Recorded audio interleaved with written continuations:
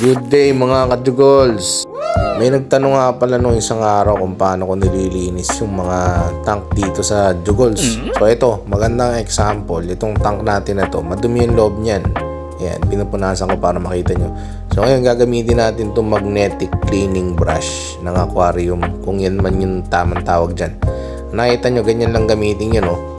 Ayan, pag naidikit yun ay magkabila, pwede nyo nang makontrol din yun nasa loob. Gamit lang yung pagpunas dun sa labas. So kung nakita nyo, unti-unti na lumilinaw yung loob na view ng aquarium natin. So sobrang dumi ngayon ng aquarium natin dahil sa feeding day or feeding days natin dyan.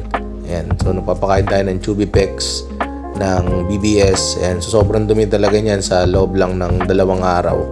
So kadalasan naman yung water change natin dito sa Jugols, 1 to 2 days.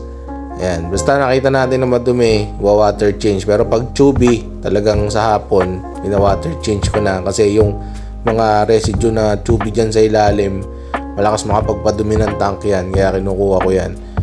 Yan, hindi din naman na 100% malilinis yan. Kasi yung mga poops ng mga isda, hindi naman kaagad sila lalabas. Kaya mamaya, madumi na ulit yan. Kaya ako, 50 to 60%, 40 to 50% ako mag-water change. So, hindi pa ma-stress yung mga isda dyan. Yes, may stress sila. Pero sanay na yung mga isda ko. Pag nasanay yung isda nyo sa tubig nyo, sa kung gaano kayo kalakas mag-water change, lalakas din yung isda nyo. So, tandaan nyo lang, yung water shock lang naman yung iniiwasan natin. Ayan. So, kahit gawin ko to ng gawin yung ganitong proseso, hindi naman tayo namamatayan ng isda kasi sanay na sila sa tubig. So, umpisahan nyo sa maliit na water change hanggang sa palakihin. So ito, yung mga lumulutang dyan, hindi nang dumi yan, BBS yan. Abangan nyo na lang yung next video natin para malaman yung kwento yan.